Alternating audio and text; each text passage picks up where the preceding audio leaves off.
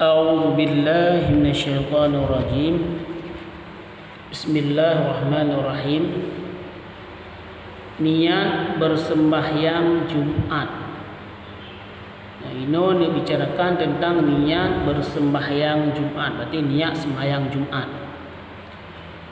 Wajiblah imam Jumat berniat menjadi imam.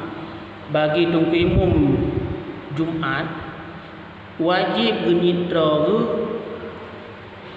imu wajib genit di dalam hatinya.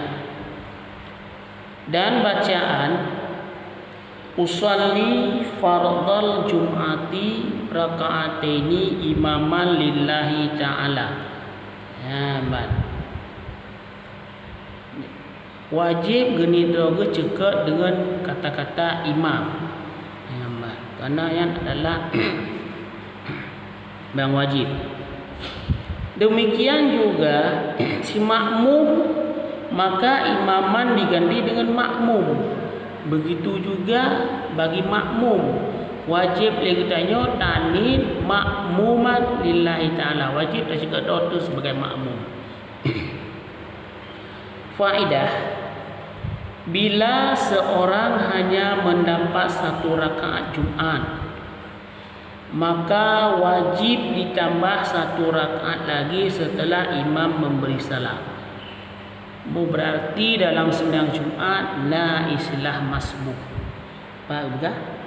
Siroro urang imrumpok sembahyang Jumat dengan imam sabuh rakaat. Jadi wajib tak tambah kera tu leh sembahyang leh imam bi gerala.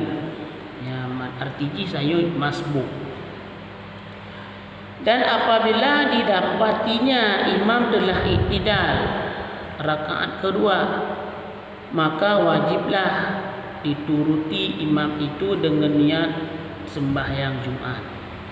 Kudu lagi imam, cuma niat sembahyang Jumat. Dan setelah imam memberi salam, diteruskan sembahyang zuhur.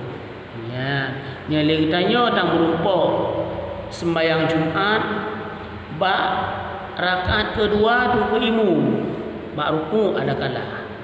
Nyali kita dah terusu tak ikuti sembahyang dengan makmum dengan imam tersebut. Leh tunggu imam salam, jadi kita tak teruskan sembahyang zuhur. Baik tak ada Jumat itu tu.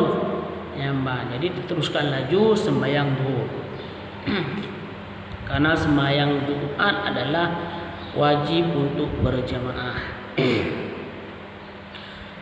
Dan sunat memperbanyak salawat atas Nabi pada malam Jumat dan siangnya. Sunat legetanya tak perlu tak baca selawat kepada Rasulullah, baik malam Jumat maupun ura Jumat. Sunat.